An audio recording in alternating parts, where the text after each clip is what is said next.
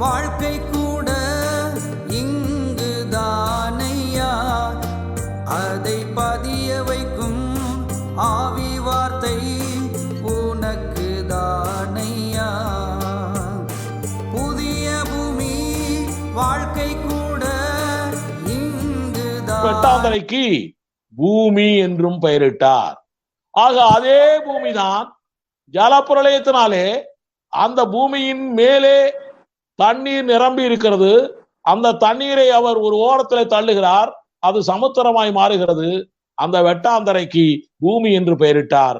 அதே பூமிதான் 2ஆம் நாளிலே அது பூமியாய் வெளிப்படுத்தப்படுகிறது, வெளியே நமக்கு சொல்லப்படுகிறது. இந்த ஆதியிலே ஒழுங்கின்மையும் வெறுமையுமான பூமியின் நிலையை சீர்படுத்துவதற்காக, செம்மைப்படுத்துவதற்காக தேவன் முயற்சி பண்ணுகிறார். ஆதியாகமம் 1ஆம் அதிகாரம் 2ஆம் வசனத்திலே தேவ ஆவியானவர் ஜலத்தின் மேலே அசைவாடி கொண்டிருந்தார் என்று எழுதப்பட்டிருக்கிறது. அசைவாடி கொண்டிருந்தால் அர்த்தம் என்ன? நம்ம ஆட்கள்லாம் பாட்டு பாடுவாங்க சபையில, அசைவாடும் ஆவியே, இப்படி எல்லாம் பாட்டு பாடுவாங்க. அங்கே ஆவியானவர் அசைவாடி, அங்கே ஆதியாகமம் 1ஆம் அதிகாரம் 2ஆம் வசனத்தில் அவர் அசைவாடி கொண்டது எதற்கு? ஒழுங்கின்மையும் வெறுமையுமாய் இருந்த அந்த பூமியை சரி செய்வதற்காக, சீர்படுத்துவதற்காக, செம்மைப்படுத்துவதற்காக.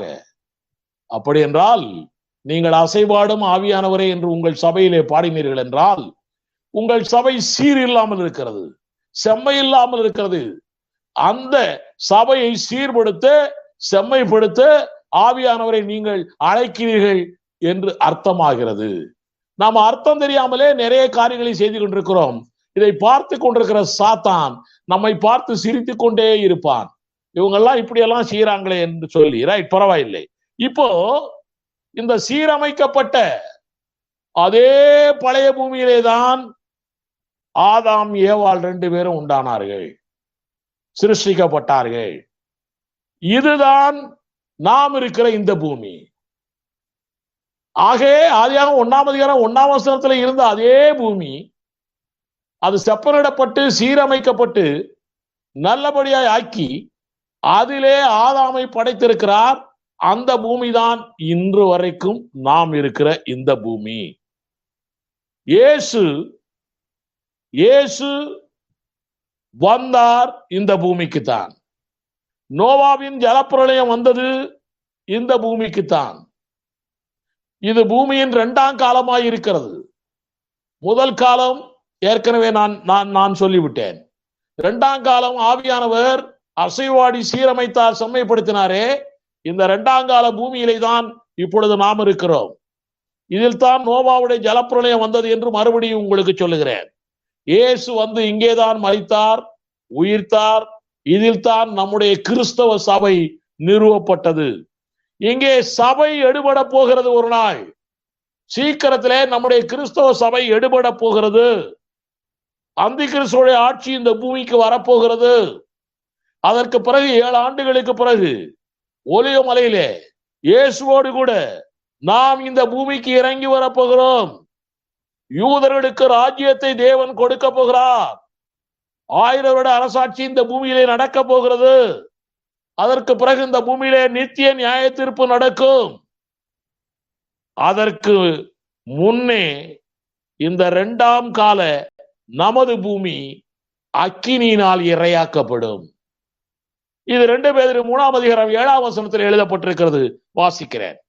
இப்பொழுது இருக்கிற வானங்களும் பூமியும் அந்த வார்த்தையினாலே அக்கினிக்கு இரையாக வைக்கப்பட்டு தேவ பக்தி இல்லாதவர்கள் நியாயந்தீர்க்கப்பட்டு அழிந்து போகும் நாள் வரைக்கும் காக்கப்பட்டிருக்கிறது. ஆமென். ஆக இந்த பூமி அக்கினிக்கு இரையாக்கப்பட்டு அக்கினியினால் இது அழிக்கப்படும் என்று வேதம் சொல்லுகிறது.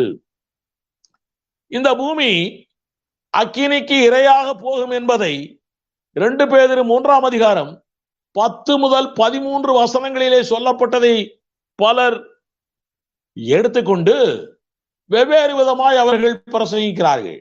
அந்த வசனத்தை நான் வாசிக்கிறேன். 10 முதல் 13 வசனங்கள். கர்த்தருடைய நாள் இரவிலே திருடன் வருகிற விதமாய் வரும்.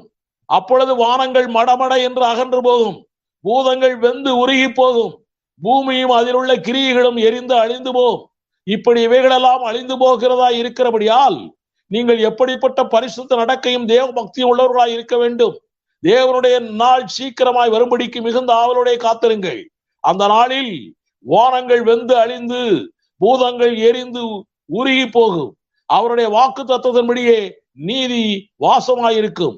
புதிய வானங்களும் புதிய பூமியும் உண்டாகும் என்று காத்திருக்கிறோம். இப்படியாய் அந்த வசனம் சொல்லுகிறது. அதை வைத்து இந்த இரண்டாம் கால நிலையில் உள்ள இந்த வானமும் இந்த பூமியும், இரண்டாம் கால நமது பூமியும் வெந்து உருகி இல்லாமலே போய்விடும் என்று பலர் கணிக்கிறார்கள். அதற்கு பிறகு புதிய வானம் புதிய பூமி உருவாகும் என்றும் பலர் போதிக்கிறார்கள். மூல பாஷையிலே வாசித்தோம் என்றால், heaven shall pass away with great noise and the elements shall melt with fervent heat, the earth also and the works that are therein shall be burned up என்று எழுதப்பட்டிருக்கிறது. அதாவது சூரியன், சந்திரன், நட்சத்திரம், மேகம் உள்ள இந்த வானமும் நமது இரண்டாம் கால பூமியும், நாம் இருக்கக்கூடிய இரண்டாம் கால பூமியும் பாஸ் அவே. கிரேக்க பாஷையிலே பாமர் சோமி கிரேக்க பாஷையில் எழுதப்பட்டிருக்கிறது. Pass away, pass from one condition to another condition. ஒரு நிலையிலிருந்து இந்த பூமி இன்னொரு நிலைக்கு மாறும். அனிகிலேஷன் அல்ல, அழிந்து போகாது. ஒரு நிலையிலிருந்து இன்னொரு நிலைக்கு இட் பாசஸ் அவே. அனிகிலேஷன் அல்ல, அழிந்து ஒழிந்து இல்லாமல் போகாது.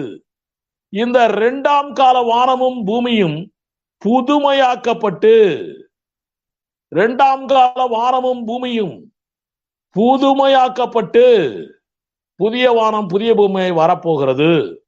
ஆதியாகமம் 1:1க்கும் 1:2க்கும் இடைப்பட்ட காலத்திலே வந்த ஜலப்பிரளயத்துக்கு பின்னாலே அந்த பூமி புதுமையாக்கப்பட்டு வந்தது போல இந்த அக்கினியினால் இரையாக்கப்பட்ட இந்த பூமி புதுமையாக்கப்பட்டு இதே பூமி தான் வரப்போகிறது.